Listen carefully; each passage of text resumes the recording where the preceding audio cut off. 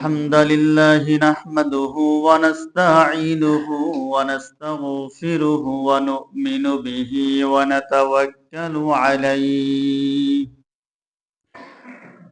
ونعوذ بالله من شرور أنفسنا ومن سيئات أعمالنا من يهده الله فلا مضل له ومن يضلله فلا هادي له ونشهد أن لا إله إلا الله وحده لا شريك له ونشهد أن سيدنا ومولانا محمدا عبده ورسوله أرسله بالحق بشيرا ونذيرا بين يدي الساعة من يطع الله ورسوله فقد رشد ومن يعصهما فإن الله لا يضر إلا نفسه ولا يضر الله شيئا فقد قال الله تبارك وتعالى في كلامه المجيد وفي فرقانه الحميد أعوذ بالله من الشيطان الرجيم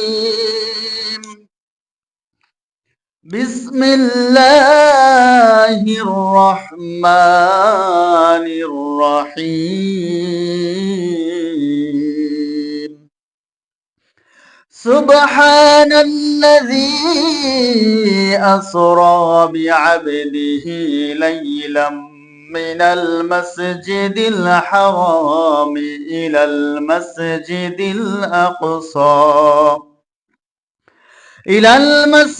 الأقصى الذي باركنا حوله لنريه من آياتنا إنه هو السميع البصير.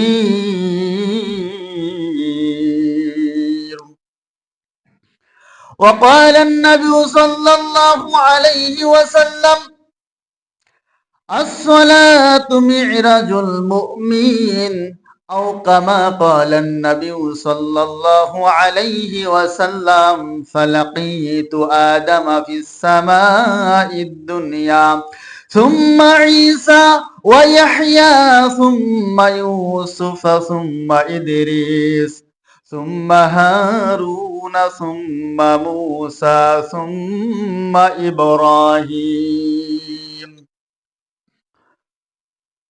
أو كما قال النبي صلى الله عليه وسلم صلوا كما رأيتموني أصلي. وقال الله تعالى في شان حبيبه ومعشوقه إن الله وملائكته يصلون على النبي يا أيها الذين آمنوا صلوا عليه وسلموا تسليما. اللهم صل على سيدنا محمد النبي الأمي وعلى آله وسلم تسليما. بلغ العلا بكماله كشف الدجى بجماله حسنت جميع خصاله صلوا عليه وآله. আজও সেই কোরআন আছে হাদিস আছে সেই ঈমান আর মানুষ নাই সেই ঈমান আর মানুষ নাই। আজও সেই কোরআন আছে হাদিস আছে সেই ঈমান মানুষ নাই, সেই আবু বকর ওমর নাই, সেই আলী হায়দার ওসমান নাই। আজানের রসম আছে আগের মতো, আজানের রসম আছে আগের মতো, বিলালের সেই রুহ নেই, বিলালের সেই রুহ নেই। আজও সেই কোরআন আছে, হাদিস আছে, সেই ঈমান মানুষ নাই, সেই আবু বকর ওসমান নাই। কবি ও কবিতায় আছে আগের মতো, কবি ও কবিতায় আছে আগের মতো, হাফিজ রুমি ইকবাল নেই, হাফিজ রুমি ইকবাল নেই। আজও সেই কোরআন আছে, হাদিস আছে, সেই ঈমান মানুষ নাই, সেই আবু বকর ওমর নাই, সেই আলী হায়দার ওসমান নাই। মারহাবা বলেন। আল্লাহ তাআলা পবিত্র কোরআন আর নবীজির কণ্ঠে সুমধুর হাদিস মুসলমানদের জন্য দলিল হিসেবে প্রেরণ করেছেন। ওই কোরআন ওই হাদিস আমার আপনার জন্য বর্তমান এখনো আছে, কিন্তু সেই আবু বকর রাদিয়াল্লাহু তাআলা আনহু আমাদের মাঝে নেই, সেই সাইয়্যিদিনা ওমর নাই। মসজিদ থেকে আজান হয়, প্রত্যেক মসজিদ আজান দেয়, কিন্তু বিলালের সেই রূহ আর পাওয়া যায় না, ঠিক কিনা? এই আজান যদি বিলালের কণ্ঠের মতো হয়ে যেত, বিলালের তাকওয়ার মতো হয়ে যাইত, তাহলে মুসলমানরা আল্লাহর নামের ঘোষণা শোনার সঙ্গে সঙ্গে মসজিদে ছুটে আসতো, ঠিক কিনা? কিন্তু মসজিদ আজান হয়, মস্তকাশির মসজিদ থেকে মসজিদ সাহেব আজান দেয়। আমাদের ঈমান এতটাই দুর্বল, আমরা এতটাই আল্লাহ বিমুখ, যে আজান দেয় মসজিদ, আমরা আজানকে তোয়াক্কা করি না, আমরা দুনিয়ার কাজের মধ্যে ব্যস্ত থাকি, ঠিক কিনা? সেই জন্য আজকে কবি বলেছেন যে সবকিছু আগের মতোই আছে, সেই মানুষগুলার জমিনে নাই, সেই ইমানদার আর জমিনে নাই, ঠিক কিনা? আমার আপনার ঈমানকে মজবুত করতে হবে, নবীজির সাহাবীদের আদলে ঈমানকে আমাদের সাজাইতে হবে, নবীজির সাহাবীদের মতো বিশ্বাস আমাদের স্থাপন করতে হবে, ঠিক কিনা? আজকে সংক্ষিপ্ত আলোচনার বিষয় নবীজির জীবনের সবচেয়ে বিস্ময়কর যে ঘটনা, সেটা হলো মেরাজ, ঠিক কিনা? এই মেরাজের ঘটনা আমরা ইনশাআল্লাহ তাআলা জানবো। সম্মানিত মুআজ্জাজ মোহতারাম, আমরা সেই মহান মালিকের শুকর আদায় করছি যে আল্লাহ তাআলা শাহরুল রজব মাসের শেষ পর্যায়ে আমাদেরকে আল্লাহর ঘর মসজিদে নিয়ে এসেছেন। আমরা আল্লাহ তাআলা শুকর আদায় করছি, আলহামদুলিল্লাহ।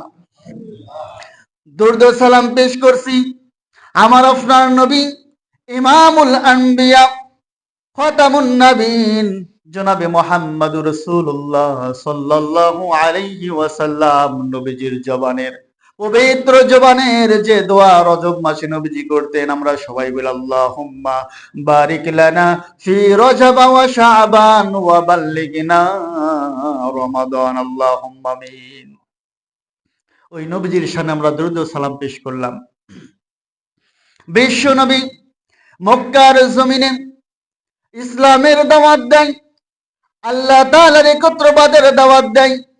কাফিরদের এই দাওয়াত সহ্য হয় না, কাফিররা মেনে নিতে পারে না। নবীজি তারপরেও কাফিরদেরকে তোয়াক্কা না করে আমার মাওলার তাওহীদের বাণী মক্কার জমিনে প্রচার করে, সুবহানাল্লাহ। দেখতে দেখতে 620 খ্রিস্টাব্দ চলে আসলো। নবীজিকে মক্কার জমিনে বাইরে শেল্টার দিত নবীজির আপন চাচা আবু তালিব। ওই 620 খ্রিস্টাব্দে যখন আবু তালিব মৃত্যুবরণ করলেন, নবীজির ঘরের মধ্যে সান্ত্বনা দিত আম্মাজান খাদিজাতুল কুবরা রাদিয়াল্লাহু তাআলা আনহা। ওই একই বছর আম্মাজান খাদিজা রাদিয়াল্লাহু তাআলা আনহা মৃত্যুবরণ করলেন। বাহিরে নবীজিকে শেল্টার দিত, নবীজিকে ছায়ার মতো আগড়িয়ে রাখতো আবু তালেব, সেই আবু তালেবও মৃত্যুবরণ করলেন। ঘরে যখন নবীজি ফিরতেন, নবীজিকে স্ত্রী হিসাবে আম্মাজান খাদিজা রাদিয়াল্লাহু তাআলা আনহা সান্ত্বনা দিত। যখন দুইটা সান্ত্বনার বাণী দুইজন মানুষ নবীজির জীবন থেকে চলে গেল, নবীজি অন্তরে বড় কষ্ট পেলেন, ব্যথিত হলেন এবং কাফিরদের অত্যাচারের মাত্রা এতটাই বৃদ্ধি পেল, নবীজির হৃদয় যেন ভেঙ্গে চৌচির হয়ে গেল। আল্লাহ তাআলা নবীজির সব কিছু দেখতেছেন, আমার আপনার কর্মকাণ্ড দেখতেছেন। নবীজি আর সইতে পারলেন না, এই কষ্টের জন্য নবীজি বারবার কান্নায় ভেঙে পড়লেন। আল্লাহ তাআলা জমিনে নবীজির এই অবস্থা দেখে সান্ত্বনা দেওয়ার জন্য আল্লাহ তাআলা জিব্রাইলকে পাঠিয়ে দিলেন, জিব্রাইল যাও যাও আমার নবীকে দুনিয়া থেকে আমি আল্লাহ তাআলার বাড়িতে মেহমান হিসেবে নিয়ে এসো। আল্লাহু আকবার। এই মিরাজ যেটা মুফাসসিরিনে কেরাম এই শাহরুল রজব মাসে বলেছেন। তবে বিষয়টা হলো, যেহেতু নবীজির মিরাজ মক্কার জীবন হয়েছে, তখন কোন হিজরি সাল গণনা শুরু হয়েছিল না। হিজরি সাল গণনা হয় মদিনায় সাইয়েদিনা ওমর রাদিয়াল্লাহু তাআলা আনহুর শাসন আমলে। সেইভাবে আমরা যদি লক্ষ্য করি যে মেরাজের সঠিক তারিখ কেউ ঠিক মতো বলতে পারবে না, এটাই স্বাভাবিক, ঠিক কিনা? কিন্তু অনেক মুফাসসিরিনে কেরাম বলেছেন যে 27 রজবে নবীজির মেরাজ সংঘটিত হয়। তবে এখানে দুইটা বিষয় হলো, কেউ যদি মেরাজের তারিখকে বিশ্বাস না করে, তারিখের প্রতি একিন না রাখে, কোনো সমস্যা নাই। কিন্তু কেউ যদি বলে মেরাজ ঠিক হয় নাই, মেরাজকে অবিশ্বাস করে, তাহলে তার ঈমানের সমস্যা আছে, ঠিক কিনা? সেই সময় থেকে শুরু করে আজ পর্যন্ত অনেক মতদর্শীর মানুষ, অনেকে বলে নবীজির মেরাজ স্বপ্নে হয়েছে, রুহের জগতে হয়েছে, কেউ বলে সশৈল হয়েছে। এখন কোরআন কি বলে, হাদিসে কি বলে?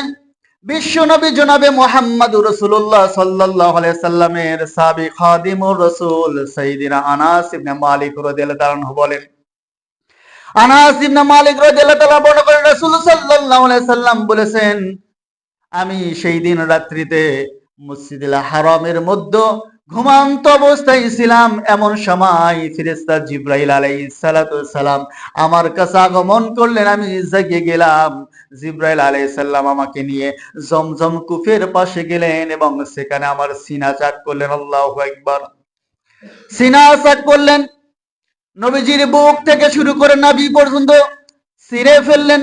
চিরে দুই খণ্ড করে নবীজির ভিতর থেকে সমস্ত কিছু বের করে জমজমের পবিত্র পানি দ্বারা ধৌত করে সোনার বাটিতে করে রেখে আবার নবীজির বুকের ভেতর সবকিছু উঠাইয়া দিয়ে একিন আর ইমান দিয়ে পরিপূর্ণ করে সেলাই করে দিলেন। সুবহানাল্লাহ। যেটাকে বর্তমান বলা হয় ওপেন হার্ট সার্জারি। এই কথাটা যদি 100 বছর আগেও বলতো যে মানুষের বুক ছিঁড়বে, সবকিছু বের করবে, কোথাও সমস্যা হলে ওটা ছিঁড়ে কেটে অথবা রিং করে আবার মানুষের হাড় জোড়া লাগিয়ে দেবে, ওই মানুষ জীবিত থাকবে, তাহলে 100 বছর আগে এই কথা বললে মানুষ বলতে এই লোকটা পাগল হয়ে গেছে, ঠিক কিনা? কিন্তু বিজ্ঞানের যুগে ওপেন হার্ট সার্জারি কঠিন কিছু নয়। এখন বর্তমান আধুনিক যুগে একজন মানুষের বুক যখন কাটা হয়, ওপেন হার্ট সার্জারি যখন হয়, ওই মানুষকে পরিপূর্ণ অজ্ঞান করা হয় না। স্কিনের ভিতর ডাক্তার কোথায় অপারেশন করতেছে ওই রোগী দেখতে পায়, তার হাড়ের কোথায় কি সমস্যা হয়েছে এটা দেখতে পায়। বিশ্ব নবী জনাবে মুহাম্মদুর রাসূলুল্লাহ সাল্লাল্লাহু আলাইহি সাল্লামের সিনা চাক যখন হযরত হালিমাতুস সাদিয়া রাদিয়াল্লাহু তাআলা আনহার গৃহে ছিলেন, তখন একবার শৈশব বেলাও সিনা চাক হয়েছে। আল্লাহু আকবার। সিনা চাক মানে কি? যখন নবীজি ছোট, 4 বছর বয়স, 5 বছর বয়স, তখন একবার ফেরেশতা এসে নবীজির বুক চাক করেছে। সিনা চাক তার মানে কি? বুকের ভিতর থেকে, কল্প থেকে যত শিশু সুলভ আচরণগুলো আল্লাহ তাআলা এগুলো বের করে দিলেন। সেই জন্য নবীজি যখন ছোটবেলায় চলাফেরা করতেন, তখন তিনি ভাব গাম্ভীর্য নিয়ে চলতেন। বয়সে ছোট কিন্তু দেখতে মনে হতো যেন বড় মানুষের মতো, তার চিন্তা চেতনা, সব সময় চিন্তায় থাকতেন। সিনা চাক করে রাসূলকে পরিশুদ্ধ করলেন। যৌবনে আরেকবার করা হয় সিনা চাক, এবং সর্বশেষ মিরাজের রজনী যখন রাসূলকে নিয়ে সফরে যাবে, তখন সর্বপ্রথম এই সিনা চাক রাসূলের করা হয়। সুবহানাল্লাহ। সাইয়্যিদিনা আনাস ইবনে মালিক রাদিয়াল্লাহু তাআলা আনহু বলেন, আমি 10 বছর রাসূলের খেদমত করেছি। আমি রাসূল সাল্লাল্লাহু আলাইহি সাল্লামের বুক দেখেছি। বুকটা যেমন শিরে শিরাই করার যে দাগ, নবীজির বুকের মধ্যে আমি সেই দাগ দেখেছি। সুবহানাল্লাহ। নবীজি যখন সিনা চাক হয়ে গেল, সিনা চাক কেন করা হলো? বর্তমান বিজ্ঞানের যুগ, আধুনিক যুগ, যখন মহাকাশে যখন স্যাটেলাইট প্রেরণ করা হয়, কোন নভোচারীকে যদি মহাকাশে প্রেরণ করা হয়, এমনি এমনি কিন্তু প্রেরণ করা হয় না। ওই মানুষকে গভীর আসমানে ওই ঊর্ধ্বালোকে গমন করার জন্য, অনেক চাপ সহ্য করার জন্য তাকে কমপক্ষে 6 মাস, 1 বছর, 2 বছর ট্রেনিং দিতে হয়, যাতে মহাকাশের চাপ সে সহ্য করতে পারে। ঠিক কিনা? কারণ এই দুনিয়ার যে একটা চাপ, আমি আপনি স্বাভাবিকভাবে মেনে নিতে পারতেছি, যখন ওই মহাকাশে যাবেন তখন ওখানকার চাপ কি ভিন্ন। সেই জন্য যারা নভোচারী তাদেরকে ট্রেনিং দেওয়া হয় বিশেষভাবে। আমি আপনি চাইলেই মহাকাশে যেতে পারবো না। এই জন্য সেই নভোচারীকে প্রস্তুত করা হয়। নবীজি সাল্লাল্লাহু আলাইহি সাল্লামকে মিরাজের রাতে সিনা চাক করা হলো। তার মানে নবীজিকে 7 আসমান 7 জমিন পেরিয়ে সিদরাতুল মুনতাহা, সেখান থেকে আরশে আজিম আল্লাহর বাড়িতে নিয়ে যাওয়া হবে।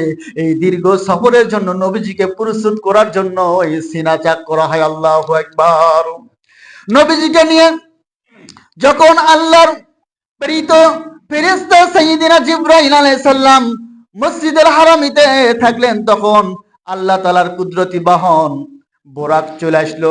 বিশ্বনবী বলেন, আমাকে এমন একটি বাহন দেওয়া হলো যে গাধার চাইতে ছোট, খচ্চরের চাইতে একটু বড়, এমন একটা বাহন দেওয়া হলো। নবীজি সাল্লাল্লাহু আলাইহি সাল্লাম বলেন, আমি হেরেম শরীফে ওই বাহনে চড়ে সাইয়্যিদিনা জিবরাইলের সাথে সরাসরি বাইতুল মুকাদ্দাসে চলে গেলাম। সুবহানাল্লাহ। এই বোরাকের কদম সীমা এত ছিল, নবীজি বলেন দৃষ্টি সীমা যতদূর যায় এত দূর পর্যন্ত এই বোরাক পা ফালায়। সুবহানাল্লাহ। এত দ্রুত গতির বাহন আল্লাহ তাআলা নবীজিকে দিলেন। এবং দৃষ্টি সীমার অনেকে বলা হয় যে আলোর গতিতে 1,86,000 বর্গ কিলোমিটার গতিতে আলো যায়। আপনি যদি একটা আলো মারেন, এই আলোর গতি হলো 1,86,000 বর্গ কিলোমিটার। নবীজি বলেছেন দৃষ্টি সীমার শেষ পর্যন্ত এই বোরাক পা ফালে। সুবহানাল্লাহ। তাহলে আমার দৃষ্টি সীমা কত দূর? জমিন থেকে 9,30,00,000 মাইল দূরে হলো সূর্য। এই সূর্য কিন্তু আমরা দেখতে পাই। ঠিক কিনা? চন্দ্রকে দেখতে পাই। তাহলে আমার আপনার দৃষ্টি সীমা কত দূর শেষ, এটা আমি আপনি কিন্তু কল্পনাও করতে পারি না। তার হলে বুঝতে হবে আলোর গতির চাইতেও দ্রুত সম্পূর্ণ গতি সম্পূর্ণ বোরাক দিয়ে আল্লাহ তাআলা নবীজিকে ভ্রমণ করিয়েছেন। সুবহানাল্লাহ। নবীজি বোরাকে চড়ে মসজিদুল হারাম থেকে বাইতুল মুকাদ্দাসে গেলেন। এটাকে বলা হয় ইসরা, মানে রাত্রিকালী ভ্রমণ।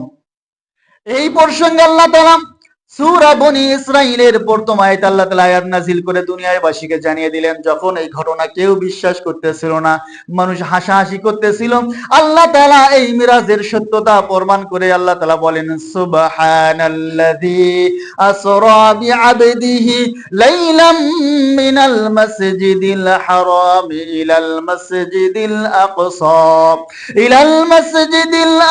আল্লাযী বারাকনাহু হাওলাহু লিনুরিয়াহু মিন আয়াতিনা ইন্নাহু হুয়াস সামিউল বাসীর। আল্লাহু আকবার। আল্লাহ তাআলা বলেন, পবিত্র সেই সত্তা যিনি তার বান্দাকে মসজিদুল হারাম থেকে মসজিদুল আকসা পর্যন্ত রাত্রিকালীন ভ্রমণ করিয়াছেন। সুবহানাল্লাহ। এই মসজিদুল হারাম থেকে মসজিদুল আকসা পর্যন্ত ভ্রমণকে বলা হয় ইসরা। ইসরা হলো রাত্রিকালীন ভ্রমণ। তবে আল্লাহ তাআলা নবীকে কেন মসজিদুল হারাম থেকে সরাসরি আসমানে নিয়ে গেলেন না? এর কারণ কি? আল্লাহ তাআলা বলেন, লিনুরিয়াহু মিন আয়াতিনা, আমি আল্লাহ তাআলা মসজিদুল হারাম থেকে আমার নবীকে মসজিদুল আকসা পর্যন্ত নিয়েছি এই জন্য যে আমি আল্লাহ তাআলা আমার নিদর্শনাবলী আমার নবীকে দেখাইতে চাই। সুবহানাল্লাহ। মসজিদুল হারাম থেকে মসজিদুল আকসাতে নেওয়ার কারণ, বাইতুল মুকাদ্দাস বা ফিলিস্তিনের যে জায়গা মসজিদুল আকসা, এটা হলো নবীদের পুণ্যভূমি। সুবহানাল্লাহ। অনেক নবী, অসংখ্য নবী এই মসজিদুল আকসা এই এলাকায় অবস্থান করেছেন, নবুয়তের দায়িত্ব পালন করেছেন এবং অনেক নবীর কবর সেখানে রয়েছে। সুবহানাল্লাহ। আল্লাহ তাআলা বলেন, বারাকনা, আমি এই রাত্রিকালীন ভ্রমণের মসজিদুল আকসার চারপাশে আমি বরকতময় করে রেখেছি। সুবহানাল্লাহ। যেটা বলা হয়েছে ফিলিস্তিনের জমিন হবে কিয়ামতের ময়দান। এই জমিনকে নিয়ে কাফেররা, ইহুদিরা শুরু থেকে আজ পর্যন্ত, এখান থেকে কিয়ামত পর্যন্ত এই ইহুদিরা ষড়যন্ত্র করবে, ঠিক কিনা? যে ষড়যন্ত্র এখনো অব্যাহত রয়েছে। কারণ এই মসজিদুল আকসা মুসলমানদের তৃতীয় পবিত্রতম স্থান। নবীদের হাতে মসজিদটা গঠন করা হয়েছে। মসজিদের এত সৌন্দর্য, এত মর্যাদা, যেটাতে নবী সাল্লাল্লাহু আলাইহি সাল্লাম মক্কাতে মদিনায় হিজরত করার পর সরাসরি 16 থেকে 17 মাস এই মসজিদুল আকসার দিকে ফিরিয়ে নামাজ আদায় করেছেন। সুবহানাল্লাহ। এই দিক থেকে মসজিদুল আকসা মুসলমানদের তৃতীয় পবিত্রতম স্থান। নবীজি সাল্লাল্লাহু আলাইহি সাল্লাম মসজিদুল আকসাতে গেলেন, ওখান থেকে ঊর্ধ্ব লোকে গেলেন। তবে এখানে তাফসিরের মধ্যে দুইটা মতামত। এক শ্রেণীর তাফসির কারক বলছে যে মসজিদের আকসাতে গিয়ে সমস্ত নবীদের উপস্থিতিতে নবীজি নামাজ আদায় করেন। আবার এক শ্রেণীর তাফসির কারক বলছে না, নবীজি মেরাজ করে ফেরার পথে মসজিদের আকসাতে ইমামতি করে নামাজ আদায় করেন। এটা আলোচনা করলেই বুঝতে পারবেন। নবীজি সাল্লাল্লাহু আলাইহি সাল্লাম ইসরা মসজিদুল হারামতে বাইতুল মুকাদ্দাস ভ্রমণ করলেন। এখান থেকে এই বোরাকে চড়ে প্রথম আসমানে চলে গেলেন। নবীজি সাল্লাল্লাহু আলাইহি সাল্লাম হাদিসের মধ্যে বলেছেন, লাকিতু আদামা ফিস সামাইদ দুনিয়া। আমি যখন দুনিয়ার প্রথম আসমানে দরজায় গেলাম, তখন প্রশ্ন করা হলো কে? সাইয়েদিনা জিবরাইল আলাইহিস সালাম বলেন, আমি সাইয়েদিনা জিবরাইল। প্রশ্ন করলো তোমার সাথে কে? বলে আমার সাথে বিশ্ব নবী জনাবে মুহাম্মদুর রাসূলুল্লাহ সাল্লাল্লাহু আলাইহি ওয়াসাল্লাম। প্রশ্ন করা হলো তাই কি আল্লাহ তাআলা ডেকেছেন? জিবরাইল বললেন, হ্যাঁ, আল্লাহ তাআলা আহ্বান করেছেন। তখন ফেরেশতারা প্রথম আকাশে দরজা খুলে দিলেন, নবীজি সাল্লাল্লাহু আলাইহি সাল্লামকে স্বাগতম জানালেন, মারহাবা জানালেন। তার মানে মেহমান যখন বাড়িতে আসে, মেহমান দেখে খুশি হইতে হয়, ঠিক কিনা? মেহমানকে মারহাবা জানাতে হয়। কিন্তু আজকাল আমাদের মাঝে যখন মেহমান আসে, তখন আমরা চিন্তায় পড়ে যাই, মেহমান আসলে কয়দিন থাকবে, কি খাওয়াইবো, ঠিক কিনা? কিন্তু আরবদের মধ্যে রেওয়াজ ছিল, কোন বাড়িতে যদি মেহমান আসতো, তখন আরবরা খুশি হয়ে যাইতো। অনেক মিজবানের বাড়ি দেখা যাইতো কোনো খাবার নাই, তখন সে বলতো, এই খাবার না থাকাকে সে সুযোগ মনে করতো, বলতো মারহাবা, মেহমানের আগমন শুভ হোক। মেহমান যখন আগমন করে বরকত সঙ্গে নিয়ে আসে, কিন্তু আপনাকে দেওয়ার মতো আমাদের কিছুই নাই, আমরাও তো রোজার আছি, এই বলে মেহমানকে স্বাগতম জানায়। কিন্তু ইসলাম মাইন্ডে যদি মেহমান হয়, মেহমান কখনোই মন খারাপ করে না, ঠিক কিনা? অনেক মেহমান যায় যে আমি এতদিন পরে গেলাম, কিছুই খাইতে দিল না, তখন এই মেহমান বলে সমস্যা নেই, আমরাও রোজা রেখেছি, তোমার এই স্বাগত বার্তা শুভ হোক। সুবহানাল্লাহ। সম্মানিত উপস্থিতি, প্রথম আকাশে স্বাগত জানালো। সাইয়েদিনা আদম আলাইহিস সালামের সাথে সাক্ষাৎ হলো, নবী সালাম দিলেন। আদম আলাইহিস সালাম স্বাগতম গ্রহণ করে, সালাম গ্রহণ করে নবীকে দোয়া করে দিলেন। নবীজি তারপর জিবরাইল আলাইহিস সালামের সাথে দ্বিতীয় আসমানে চলে গেলেন। ওখানেও প্রশ্ন করা হলো, উত্তর দেওয়া হলো। দ্বিতীয় আকাশেও আল্লাহ তাআলার নবীজি সাল্লাল্লাহু আলাইহি সাল্লাম ঈসা এবং ইদ্রিস আলাইহিস সালামের সাথে, ইয়াহইয়া আলাইহিস সালামের সাথে সাক্ষাৎ হলো, সেখানে কথোপকথন হলো। তারপর তৃতীয় আসমানে গেলেন, একই প্রশ্ন করা হলো, জিবরাইল উত্তর দিলেন। তৃতীয় আকাশে গিয়ে সাইয়েদিনা ইউসুফ আলাইহিস সালামের সাথে দেখা হয়ে গেল। চতুর্থ আসমানে যখন গেলেন, চতুর্থ আসমানে যাওয়ার পরে ইদ্রিস আলাইহিস সালামের সাথে সাক্ষাৎ হলো, সালাম বিনিময় হলো। পঞ্চম আকাশে যাওয়ার পরে সাইয়েদিনা হারুন আলাইহিস সালামের সাথে সাক্ষাৎ হয়ে গেল। সুবহানাল্লাহ। তারপর যখন ষষ্ঠ আসমানে গেলেন, জলিল কদর নবী সাইয়েদিনা মূসা আলাইহিস সালামের সাক্ষাৎ হয়ে গেল। মূসা আলাইহিস সালামের সাথে কথোপকথন হলো। বললে, ইয়া রাসূলুল্লাহ, ইয়া হাবিবাল্লাহ, আমি তো ভেবেছিলাম আমি মূসা আল্লাহ তাআলার যত নিকটবর্তী হয়েছি, অন্য কোন নবী এই মর্যাদা পাবে না, কিন্তু আমি মূসার চিন্তা চেতনা আজকে ভুল প্রমাণিত হলো। সুবহানাল্লাহ। মূসা আলাইহিস সালাম উনি গর্ববোধ, আমি কালিমুল্লাহ, আল্লাহর সাথে সরাসরি কথা বলেছি, কিয়ামত পর্যন্ত আর কোন নবী, কোন রাসূল আল্লাহর এত নৈকট্য লাভ করবে না। কিন্তু মিরাজের রজনীতে মূসা আলাইহিস সালাম দেখলো ষষ্ঠ আসমান পর্যন্ত নবীজি সশরীরে। সুবহানাল্লাহ। আর মূসা আলাইহিস সালাম কথা বলছে জমিন থেকে, ঠিক না? তখন মূসা আলাইহিস সালাম বললেন, না, আমার চাইতেও মর্যাদাপূর্ণ নবী হলো বিশ্ব নবী জনাবে মুহাম্মদুর রাসূলুল্লাহ সাল্লাল্লাহু আলাইহি সাল্লাম। আজকে নবীজিকে আল্লাহ তাআলা কত নিকটবর্তী করা হবে আমি মূসাও জানি না। সুবহানাল্লাহ। মূসা আলাইহিস সালাম বলেন, হে রাসূলুল্লাহ, হে আল্লাহর নবী, আপনার আগমন শুভ হোক। তবে আল্লাহ তাআলার সাথে কি কথোপকথন হয়, কি হাদিয়া দেয়, আমাকে যাওয়ার সময় একটু বলবেন। সুবহানাল্লাহ। আল্লাহ তাআলার নবী মুসা আলাইহিস সালামের সাথে কথা বলে সপ্তম আসমানে চলে গেলেন। সেখানে অবস্থিত বাইতুল মামুর দেখলেন, বাইতুল মামুরের সাথে হেলান দিয়ে মুসলিম জাতির পিতা সাইয়্যিদিনা ইব্রাহিম আলাইহিস সালাম সেখানে বসে রয়েছেন। সুবহানাল্লাহ। বাইতুল মামুর হলো আমাদের যে কাবা শরীফ, ঠিক এর উপরে হলো বাইতুল মামুর নামে একটা ঘর। ওটা হলো ফেরেশতাদের কাবা ঘর। সুবহানাল্লাহ।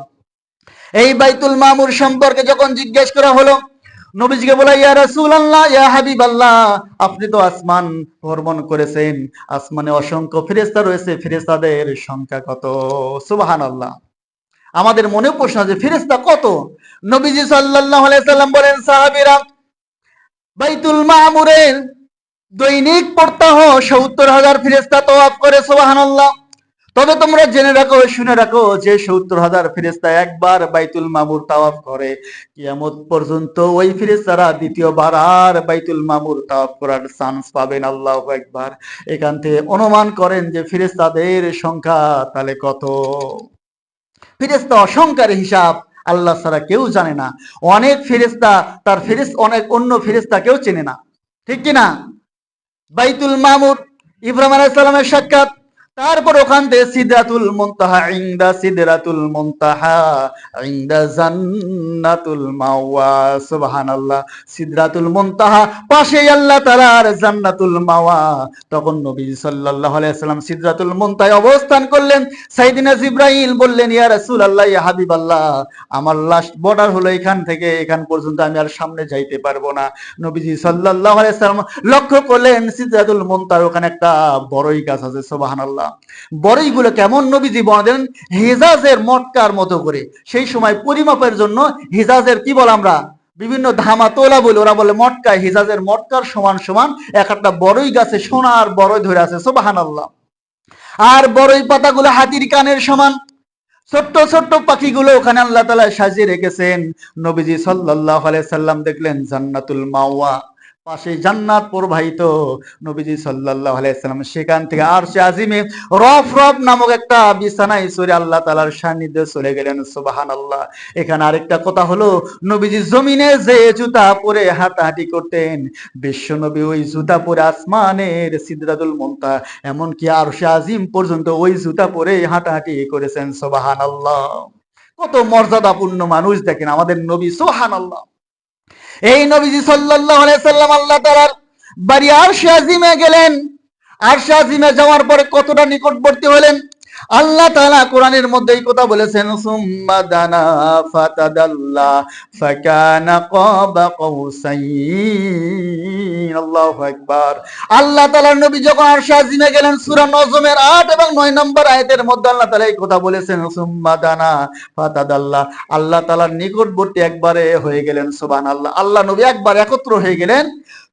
ফাকানা কাবা কাউসাইন, কত নিকটবর্তী বলেছে, একটা ধনুক তীরের যে বাঁকানো জায়গা, এইটুকু পরিমাণ জায়গা থাকলো আল্লাহ এবং নবীর মধ্যে। সুবহানাল্লাহ।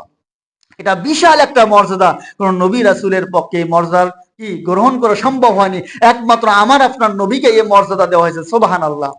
আল্লাহর সাথে নবীজির দেখা সাক্ষাৎ হয়ে গেল। সাহাবীরা অনেক সময় সাইয়েদিনা আম্মা জান আয়েশা রাদিয়াল্লাহু তাআলা আনহাকে জিজ্ঞেস করেছেন, নবীজি কি আল্লাহ তাআলাকে দেখেছেন? আল্লাহ তাআলা নবীজি বলেছেন, আসলে আল্লাহ হলো একটা নূর। সুবহানাল্লাহ। আল্লাহ একটা নূর। আল্লাহর সাথে একবার নিকটবর্তী কথা হয়েছে। নবীজি সাল্লাল্লাহু আলাইহি সাল্লাম দুঃখের মধ্যে, যে বছরগুলো আমুল হুজুন, বিবি খাদিজা মৃত্যুবরণ করলেন, আবু তালেব মৃত্যুবরণ করলেন, কাফেররা একযোগে আক্রমণ শুরু করলো, নির্যাতন শুরু করলো। এই সান্ত্বনা দেওয়ার জন্য আল্লাহ তাআলা বাড়িতে ডাকলেন, নবী, আপনাকে দুনিয়ায় মানুষ কষ্ট দেয়, অতএব আপনার এই দুঃখ ভোলানোর জন্য কোথাও নিয়ে যাব না, আপনি আমার বাড়িতে আছেন। সুবহানাল্লাহ। দেখবেন দুনিয়াতে মন খারাপ হলে, মানুষ কষ্টের মধ্যে পড়লে অনেকে বলে ভ্রমণ করে আসে। সুবহানাল্লাহ। বলে কি না যে মন ভালো হবে? আল্লাহ তাআলা আমার আপনার নবীকে মন ভালো করার জন্য আরশে আজিম আল্লাহর বাড়িতে ডেকে নিয়ে গেলেন। সুবহানাল্লাহ। সেই নবীর উম্মত আমরা। বিশ্ব নবী আল্লাহর সাথে কথোপকথন হলো। আল্লাহ তাআলার সাথে কথা যখন শেষ, নবীজিকে আল্লাহ তাআলা উপহার দিলেন, বন্ধু, জমিন থেকে আমার বাড়িতে এসেছেন, আমি আপনাকে উপহার দিলাম কোরআনের সর্বশ্রেষ্ঠ একটা আয়াত, সূরা বাকারার শেষের 2টা আয়াত। সুবহানাল্লাহ। এই আয়াতটা নাজিল হয়েছে আরশে আজিমে, আল্লাহ তাআলা বিশেষ হাদিয়া স্বরূপ দিয়েছেন। সুবহানাল্লাহ। কিতাবের মধ্যে এসেছে, কোন বান্দা যদি সূরা বাকারার শেষ 2টা আয়াত ঘুমানোর সময় তেলাওয়াত করে ঘুমিয়ে যায়, সারা রাত ওই বান্দাকে দুইজন এক্সেপশনাল ফেরেশতা নিরাপত্তা প্রদান করে। সুবহানাল্লাহ। তাহলে সূরা বাকারার শেষের 2 আয়াত দিলেন, 5 ওয়াক্ত সালাত দিলেন। সুবহানাল্লাহ। মূলত সালাত দিলেন, হে রাসূল আমি আপনার উম্মতের জন্য হাদিয়া দিলাম 50 ওয়াক্ত সালাত। সুবহানাল্লাহ। 3 নাম্বার উপহার দিলেন, ইয়া রাসূলুল্লাহ বন্ধু আমার বাড়িতে এসেছেন, 3 নাম্বার হাদিয়া হলো আপনার যেগুলো উম্মতরা আমি আল্লাহর সাথে শিরিক স্থাপন করবে না, শিরিক করবে না, ঈমান নিয়ে কবরে আসবে, আমি আপনার সেই সকল উম্মতদেরকে জান্নাত দান করব। সুবহানাল্লাহ। উপহার কয়টা? 3টা। সূরা বাকারার শেষের 2 আয়াত দিলেন, 50 ওয়াক্ত সালাত দিলেন, আর ঘোষণা দিলেন যে আমার সাথে যদি শিরক না করে আপনার উম্মত, আমি সমস্ত উম্মতকে জান্নাত দান করব। সুবহানাল্লাহ। আল্লাহ তাআলা আমাকে আপনাকে শিরক থেকে বেঁচে থাকার তৌফিক দান, আল্লাহুম্মা আমিন। নবীজি কি করলেন? উপহার পেয়ে খুশি। সুবহানাল্লাহ। দুনিয়ার প্রধানমন্ত্রী যদি আমাকে আপনাকে সাধারণ মানুষকে ডেকে কিছু উপহার দেয় বঙ্গভবন গণভবনে, তা আমার চাইতে খুশি কেউ হবে? নবীজি উপহার পেয়ে খুশিতে চলে আসতেছেন।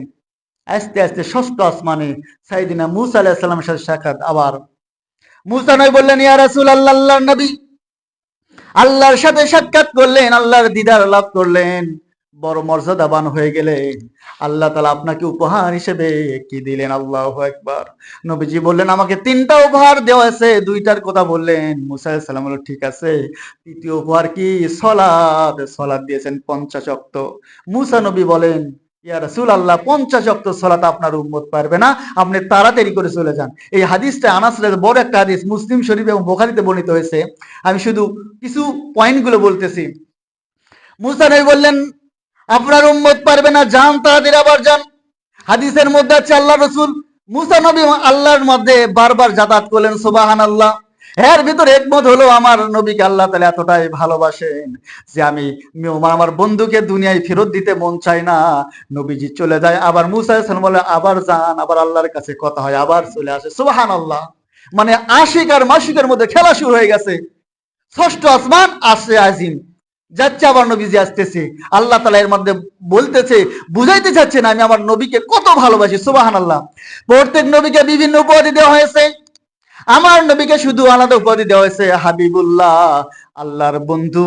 এই বন্ধুর উপাধি হলো, বন্ধুর ব্যাখ্যা হলো প্রত্যেক নবী আল্লাহর বন্ধু, আর প্রত্যেক নবী আল্লাহকে খুশি করার জন্য কাজ করে, আর আমার আল্লাহ তাআলা স্বয়ং রাসূলকে খুশি করার জন্য কাজ করে। সুবহানাল্লাহ। কারণ নবীজি দুনিয়াতে ব্যতীত কষ্ট, দুঃখ ভরা অন্তর, আল্লাহ নবীকে যে খুশি করার জন্য আল্লাহর বাড়িতে ডেকে নিলেন। সুবহানাল্লাহ। মূসা আলাইহিস সালাম আবার আল্লাহর কাছে যায়। মূসা আলাইহিস সালামের কাছে থেকে বলে, ইয়া আল্লাহ রব্বে কাবা, আমার উম্মত এত পারবেন, একটু কমাই দেন, আমি তো আসতে চাই নাই। মূসা আলাইহিস সালাম পাঠিয়ে দিয়েছে। আল্লাহ তাআলা বলেন, ঠিক আছে 10 ওয়াক্ত কমে দিলাম। আবার মূসা আলাইহিস সালামের সাথে দেখা, বলে 10 কমছে, বলে এটাও পারবেন, আবার যান। বারবার যাইতে যাইতে 45 ওয়াক্ত মাফ হয়ে 5 ওয়াক্ত। আল্লাহু আকবার। এইবার আবার মূসা আলাইহিস সালামের সাথে সাক্ষাৎ, বলে এইবার খবর বলেন। বলতেছে 5 ওয়াক্ত। মূসা আলাইহিস সালাম বলেন, এটাও আপনার উম্মত পারবে না, কারণ আমি ইতিপূর্বে বনী ইসরাঈলের নেতৃত্ব দিয়েছি, আমার উম্মতের এত বেশি আমল ছিল না, ইবাদত ছিল একটা, তারপরেও তারা পায় নাই, অতএব আপনি আবার যান, আরো কমে নিয়ে আসেন। নবীজি বলেন, মূসা ভাই আমি আর যাইতে পারবো না, আমাকে আল্লাহর কাছে এতবার যাইতে লজ্জা লাগতেছে। তো আল্লাহ তাআলা ঘোষণা করলেন, ইয়া রাসূলুল্লাহ আল্লাহ তাআলার কলমে লেখা হয়ে গেছে উম্মতের জন্য সালাত 50 ওয়াক্ত। সুবহানাল্লাহ। আমি আল্লাহ তাআলা যে হাদিয়া দেই কখনো ফেরত নেই না। হে নবী হাবিবুল্লাহ, জেনে রাখেন, শুনে রাখেন, আমি আপনাকে 50 ওয়াক্ত দান করেছি সালাত উম্মতের জন্য, আমি কিন্তু 50 ওয়াক্ত কমাইনি। যদিও আপনার উম্মত 5 ওয়াক্ত আমি কমিয়ে দিয়েছি। কোন উম্মত যদি 5 ওয়াক্ত সালাত ঠিক মতো আদায় করে, আমি আল্লাহ তাআলা তাকে 50 ওয়াক্ত সালাতের সওয়াব দেব। সুবহানাল্লাহ। তাহলে যদি 5 ওয়াক্ত মিস করি, কত মিস? 50 ওয়াক্ত মিস। সেই জন্য এই গুরুত্ব আমাকে আপনাকে বুঝতে হবে। দুনিয়ায় হজ জাকাত সব আল্লাহ ফরজ করে দিলেন, আর সালাত আর শাজিমে ফরজ করে দিলেন আমার আপনার জন্য। দুঃখের বিষয় হলো আমি আপনি আজকে নামাজ পড়ি না, অথচ নবীজির উম্মত দাবি করি, ঠিক কি না? বিশ্ব নবী জনাবে মুহাম্মদুর রাসূলুল্লাহ সাল্লাল্লাহু আলাইহি সাল্লাম বলেন, সাল্লু কামা রাইতুমুনি উসাল্লি। আল্লাহু আকবার। আমার উম্মতরা সেইভাবে নামাজ আদায় করো, সালাত আদায় করো যেভাবে আমি নবীজি সালাত আদায় করেছি। সুবহানাল্লাহ। নবীজির চাইতে উত্তম সালাত আদায়কারী আর কেউ হবে কিনা? যিনি সালাত উপহার পেলেন, উপহারটাকে এইভাবে ব্যবহার করতে হবে, তার চাইতে উত্তম কেউ জানে? কেউ জানে না। সেই জন্য নবীজি বললেন, সল্লু কামা রাইতুমুন উসাল্লি, আমাকে দেখে দেখে নামাজ পড়ো। সাইয়েদিনা হুযায়ফা রাদিয়াল্লাহু তাআলা আনহু একটা হাদিস বর্ণনা করেছে, একটা ঘটনা। উনি একবার ইয়ামেন সফর করেছিলেন, দেখলেন এক মুসলমান নামাজ পড়তেছে মসজিদে। উনি অপেক্ষা করলেন, নামাজ পড়ার পর বললেন, হে মুসল্লি, তোমার নামাজ যে পড়লে এভাবে কতদিন পড়তেছো? বলতেছেন 40 বছর ধরে এভাবে নামাজ পড়ি। হুযায়ফা রাদিয়াল্লাহু তাআলা বলেন, আল্লাহর কসম, আমি নবীজির সাহাবী হুযায়ফা বলতেছি, নবীজি যেমন করে নামাজ পড়েছে তোমার তেমন নামাজ হয় নাই। কি বুঝলেন? যে নবীজি যেভাবে পড়েছেন সেভাবেই নামাজ আদায় করতে হবে। তুমি যে সালাত আদায় করেছো নবীজির আদলে হয় নাই, তাহলে আমার আপনার কাজ যদি নবীজির মতো না হয়, তাহলে নবীজির উম্মত হওয়া যাবে? মেরাজের মূল থিমটা এটাই। আল্লাহ কি উপহার দিলে, এখানে আমলের কিছু নাই। অনেকে মেরাজের বলতে চান যে রোজা কয়টা, নফল নামাজ কি, কিচ্ছুই না। মূল থিম সালাত, 5 ওয়াক্ত সালাত ঠিক করেন, আল্লাহর সাথে শরীক করেন না, আর কোরআন তেলাওয়াত করেন। সুবহানাল্লাহ। এটাই মিরাজের মূল থিম, আমল আর কিছু না। কারণ এই নামাজটা আল্লাহ তাআলা মিরাজের রজনীতে দান করেছেন। বিশ্বনবী জনাবে মুহাম্মদুর রাসূলুল্লাহ উম্মতের কথা বলেন নাই, ইয়া রাব্বি কাবা, আমি দুঃখের মধ্যে পড়ে গেলাম, কষ্টের মধ্যে পড়েছি, আপনি আমাকে আরশে আজিমে সান্ত্বনা দিয়েছেন। আমার গুনাহগার উম্মত যখন দুনিয়ার জমিনে কষ্টের মধ্যে পড়বে, তাদের সাথে আপনি কিভাবে সাক্ষাৎ করবেন? সুবহানাল্লাহ। আল্লাহ তাআলা নবীজির মাধ্যমে জানিয়ে দেন, হে রাসূল, হে হাবিবাল্লাহ, জানিয়ে দেন আপনার উম্মতের সাথে আমি আল্লাহ তাআলা সাক্ষাৎ করব। সুবহানাল্লাহ। কিয়ামতের ময়দানে জান্নাতে তো সাক্ষাৎ হবে, দুনিয়ার জমিনে প্রত্যেক বান্দার সাথে আল্লাহ তাআলা সাক্ষাৎ করবে নবীজির উম্মতের সাথে। সুবহানাল্লাহ। এখন প্রশ্ন যদি করি, আমি আফ্রিকা আল্লাহকে দেখেছি? আমরা দেখতে পাই না, কিন্তু নবীজি বললেন, as-salatu মিরাজুল মুমিনিন। সুবহানাল্লাহ। আমার উম্মতরা যদি আল্লাহর সাথে সাক্ষাৎ করতে চাও, তাহলে নামাজের মধ্যে দাঁড়াও। কেউ যদি নামাজের মধ্যে দাঁড়িয়ে যাও, তাহলে আল্লাহর সাথে কথা বলে আল্লাহকে দেখতে পাবা।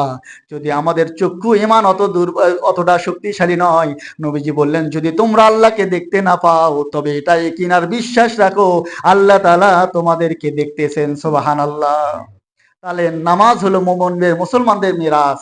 কিন্তু আমরা আল্লাহর সাথে যতই বলি আল্লাহকে ভালোবাসি, নবীকে ভালোবাসি, যদি সালাত আদায় না করি, তাহলে ভালোবাসার দাম আছে?